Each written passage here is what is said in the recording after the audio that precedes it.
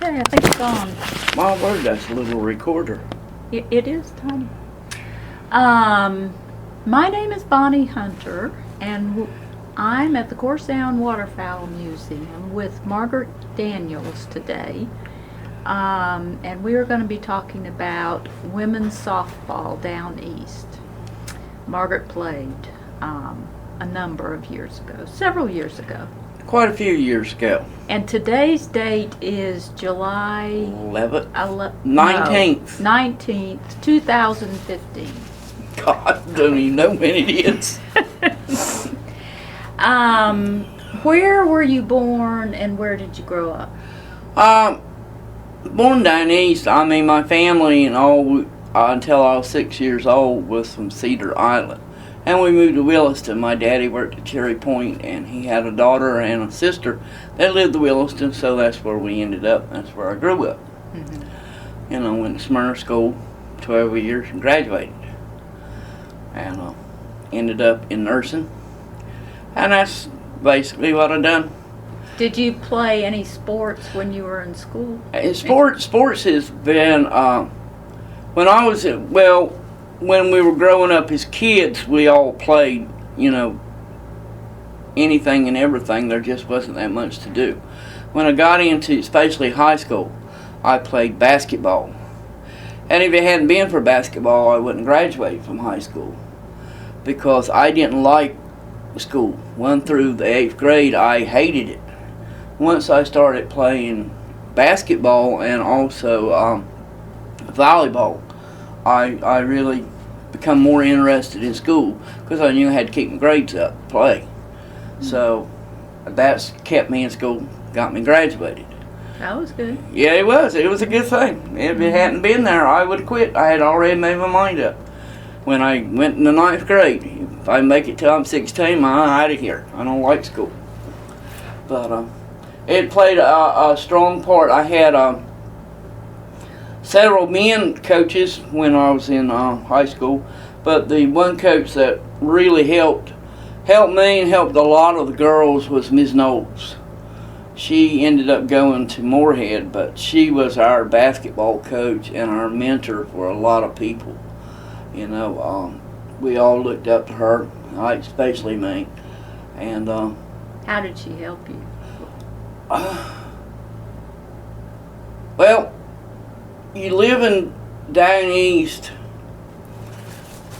and she was from somewhere upstate or off, and she was just a nice lady, a different culture, and she showed such an interest in us. I mean, there was no yelling at us like the men coaches would do and stuff. She just showed that she cared about us, and not just as basketball players, as human beings.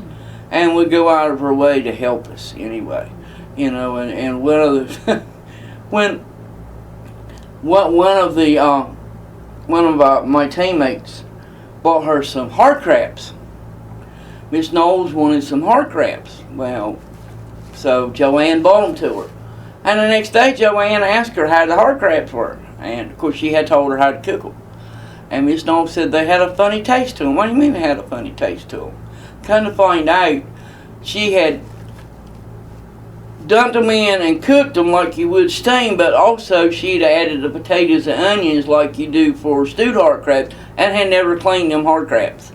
And the dead man and everything was in it, And I used to get so tickled when I think about that. No wonder that tastes bad. But that was Miss Noles. I mean, she was just a neat human being. She died not too long ago. And after I got out of high school, I was more interested in working. I mean, you got to make a living. Well, how did you get involved with softball? I don't know. It just happened. I think it was Sally Davis, a good friend of mine. It was Wilson Davis's daughter. She was going to play and asked me if I didn't want to help make up a team. Well, the team was the Betty Blues, I think is what our name is. I'm still not sure about that, But it was a mixture of people. And Jimmy Perry was our coach, and his wife, Linda, was on the team, and we had different ones, and we were the worst team in the league. Never won a game. I mean, never won a game. Not a single game? Not the first game. None. Nada. And that got to be a little frustrating. Well, when we come to the tournament, you know, and it was on a Saturday. And we started playing, I think it was around 8 o'clock in the morning. And of course we were the first team to play because we were the last team. And we won. Don't ask me how we won, I don't know. You know, some of them say, well, it took you all years to learn how to play together. It was just a fluke. I'm sorry. We won. So we had to play again, and we won. We won every game that day and won the championship. Never won a game all year, but we won those games. How many games did you play there? It was 3 or 4. I was out there one time praying, Lord, let us lose. I need to go home. It was so hot. But, I mean, I was as dedicated to those softball games as I was to basketball. Because I just love sports. I mean... About what year was that? That was in the... It had to, let's see, it had to have been... around 75, 76, 77, somewhere along in there. I'm probably 76 or 77. Had women's teams been going on for a long time? No, we had just started. They had started, the Park and Rec service started women's softball teams.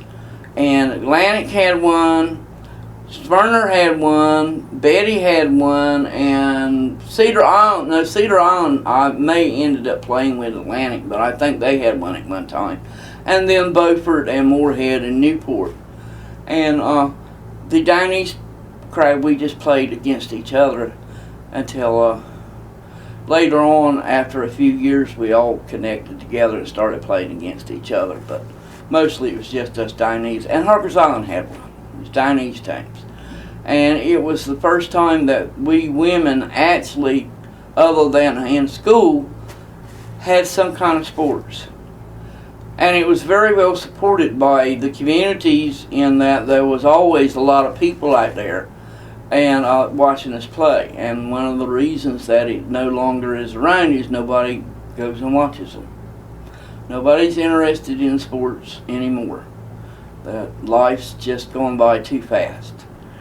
And it was just a lot of fun. You get very angry and very upset a lot of times. But it was a lot of fun. What else you want to know? I don't got no funny stories. Did you meet new people, make new friends? Oh yeah, well, most of the people that I played with, I knew who they were, but I had never met some of them. And there were some good players out there. I knew some people that had played basketball and softball in school years before I had ever come along. There were some old women out there playing, besides us that were in our 20s and 30s, and that's where a lot of them. And there was some teenagers out there too. Well, your team thought you were lucky if you could get somebody out of high school to help you play. You know, like we had April Lily, she is now. She runs like a gazelle. You know, she was tall, she had long legs, she was athletic. And the only problem was she ran behind me, and I'm short and squatty. And I can't run. You know, and as I told you earlier, when I would get on base, I dreaded it because I knew April was going to run over me. You know, that's why if I scored any runs, it was because I knew April was running behind me and I didn't have a choice but to run. I mean, it was things like that. It was just fun. You know, when women who are, especially ones that has careers and working and dedicates herself to a sport like that, they love it. You know, and we all loved it. We wouldn't have missed a game. I don't think any of us ever missed a game. I guess you had to practice, wasn't it? We had practice, of afternoons. Yep, once or twice a week. And you had a coach or? Oh yeah, coaches? We had a coach. We had a scorekeeper. And the coach was usually somebody's husband or somebody's brother. So it was always a man? Yep. Never a woman, always a man. It was man's world still. And although, like Sally Davis, who played with me, she was a high school basketball and softball coach. But she was a player for us. She didn't want to be the coach. She wanted to play. But, About how many players were on each team? well, you had to have at least 9. Well, usually you had 15.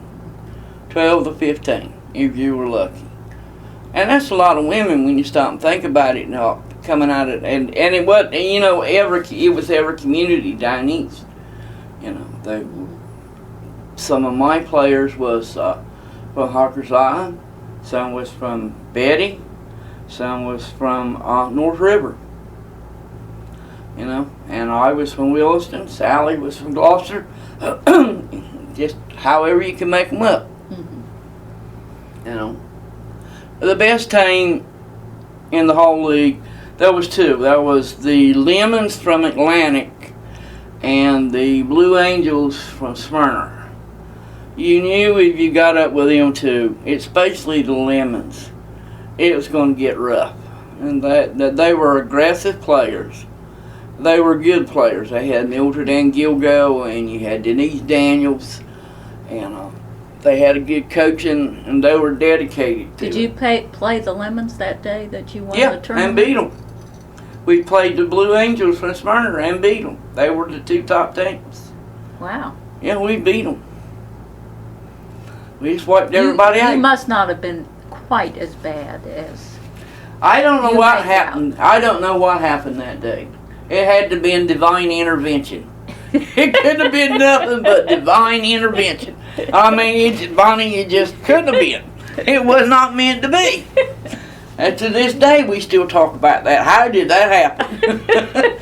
And just shake our heads. That was some... So did they give out trophies? Yep. Did you have trophies? Yeah, you had trophies and stuff. And who paid for the trophies? We Parks did. and Rec, No, we did. We had dues, so we had to pay. Each team, they paid amongst themselves their dues. I don't remember how much. It wasn't much. Very little. And you supplied your own. We bought our own uniforms. We had our own balls and bats and gloves. And I guess you had umpires. Were they paid or? No. Until the tournament, and then Rex and Parks and Rex sent umpires down. Most of the time it was some friend or something, would umpire the games. It wasn't too rough. Did that present any problems? Not really, no. And no more than what it would have any other time you'd argued with anybody anyway. When you get a bunch of women together, you ain't gonna get nothing but arguments. Were the umpires men or women? Oh, they were men. It's a man's world, as I said. We still weren't liberated in the 70s. Stop and think about it, Donnie. Men still ruled. Not for long, though. But, no, it was just a good time. Everybody, it was community. You knew what to look forward to, And like I said, we always had a lot of people to the games. What field did you play on? Luckily, Harkers Island had their own at the school. Smyrna had theirs, but we played to the eastern part. Atlantic finally got theirs. They went into this field and cleared it up, and ended up having a baseball field, softball field out of it. And I think they were the main ones we You played and at. Denise were talking about having played next to a dump. That's in Atlantic. It was behind the dump. When you drove in, you had to kind of make a sharp turn to get into the dirt road. There was the dump right there with people over the year, and it wasn't a dump like we have a trash dump. It was a dump. A transfer station. It wasn't a transfer station. No, it was not a transfer station. That stuff had been transferred from somebody's house to out there in the woods. Here's what that was. And right beside it, that's where the field was. It was a nice field, except for the brawlers every once in a while, but hey, no problem. Who took care of the field? Anybody? Anybody and everybody, communities. It's basically, that Atlantic one. They took care of it themselves because it was a community field. It wasn't a school. It wasn't a park and recreation. It belonged to the community. They're the one cleared it. They're the one put up the fences and did everything. So it was just people volunteering. Yep. That's how dedicated the people were for a long time. I mean, men's baseball was just a phenomenal thing. And I thought it was so great when we were able to get our softball in. Because for years and years it was just, down east it was baseball. Everything was baseball. And that never went away, There were a lot of men's teams. It was a lot of men's teams. There was a lot of good players. A lot of community support. And I felt like there was a lot of community support for the women. We had to fight for a lot of attention, but I felt like in the end we did okay. When you can get your husbands and your boyfriends and your brothers and your daddies out there to watch you, you've done all right. Yeah. Yeah, it's not easy, but you've done all right. Mm-hmm. And it's basically to get them to help you coach. You really done something. Yeah. But So, are there any women's teams now? no, they've all stopped due to the lack of participation and support. I mean, it just died out. And that is because people are just... It's too fast to pace world. Stop and think. It was nothing for them, and there still is sometimes, to have 3 and 4 different type games going on at one time in these parks. And that's not the case now. The teenagers and the kids are not as interested, although it is slowly starting to come back. People have seen the mistakes that they've made, I feel like, by letting kids look at too much television, not know what it's like to be outdoors and play instead of messing with computers and these iPads or whatever they are, cell phones. I'm technically challenged when it comes to that. And I just feel like it's such a fast-paced world and communities is drawn apart. I never thought that I would live to not know who my neighbor was.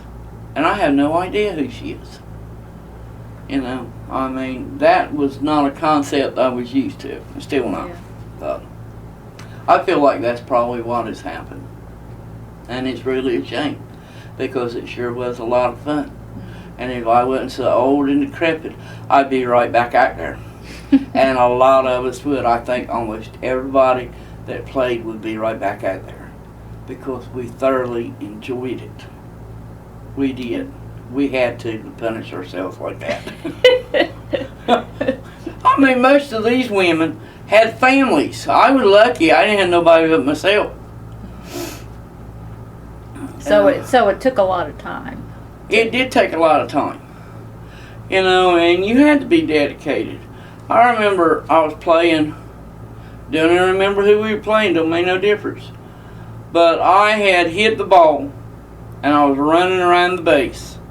And when I rounded first base, it sounded like a rifle went off. And I went down. And what had happened is I had popped and torn the ligament in my knee. Ooh. And I was laying there moaning and groaning and crying. Now I know who we were playing. We were playing the Blue Angels. Because one of the Blue Angels came over, and I'd been laying on the ground 15 minutes. They're trying to do something with me. Had the audacity to come over and tag me out. And that just ticked me off. And that was, unfortunately, one night we didn't have but 9 players. And we were not, and now remember, we had never won a game, but we weren't going to forfeit no game either. So they took me off of third base and put me out in right field. where nobody ever hit a ball. And I was standing on one leg, barely, I could barely put any weight on that other one. Out there in right field. Well, somebody hit the ball in right field. Wouldn't you know it? Well, of course. And I had the hobble to try to get to it. So did you get it? Yeah, but I didn't get them out quick. Couldn't get to the ball quick enough. Anyway, afterwards, I went to the emergency room. I wouldn't go until the game was over. I wasn't going to forfeit that game. And that's when I found out about it. I was out of work a week. But, I was not going to give up that game. Now, that's just how dedicated we were. But she come and tagged me out. I had the audacity to tag me out. Yeah, that was pretty low. Well, it was, but I'd have done the same thing. If we'd have been just opposite, I'd have done the same thing. I promise you that. But Well, how many years did you play? oh Lord, Bonnie, I don't even know. It had to be maybe 4 or 5. Times change. You get busy doing other things. So that's why you stopped. You got busy doing other things. Yep, that was right. I joined the Army Reserve, and I had all this other stuff going on. I was trying to go to RN school. So I finally and I think we dissolved. The Blues kind of went their separate ways. And they still played for a few years afterwards, I think. But I played 4 or 5 years. It was a good time. Sounds like it. Yep. Sure does. Now, do you really mean that your team never won a game except for that tournament? That's right. That year. Oh, that year. That year. Oh, Okay. yeah. We won some after that because we had different players. But it was that year. Never won a game. So you did a little better after that year. Yeah, not much. We were always last. We were. Once in a great while, they let us win a game, I think, just to keep us around. Well, that's amazing that, you still had so much fun. Yeah, so much fun and still lost. Yeah, can't call us poor losers. Just losers. No, you can't. You can't. No, it was enjoyable. It was something different than cleaning the house and washing dishes and cooking supper and tending to the kids all the time. Or working or whatever. Yeah, it was a way to relieve a lot of stress and make friends and a lot of camaraderie. So you were a nurse. You were working as a nurse at the time. Oh, yeah. So did you have different shifts? Mostly the night shift, which was from like 12 at night to 8 in the morning. Okay. So we'd usually the games would be over with by dark, and so I was, I slept during the day and then go to the game or go to practice, and so that's why I like working nights at that time, so I could play softball. You had to work it all in. Yeah. People say, "What do you want to work nights for?" I want to play softball, and that way I can do both. Yeah. That's it. Okay. Anything else you want to add? Not that I can think of. Okay. Well, I really appreciate your doing. Certainly, not a problem. I do. Good. It was. I had a lot of fun listening. Good. I had a lot of fun talking. Of course, you know me. I love to talk.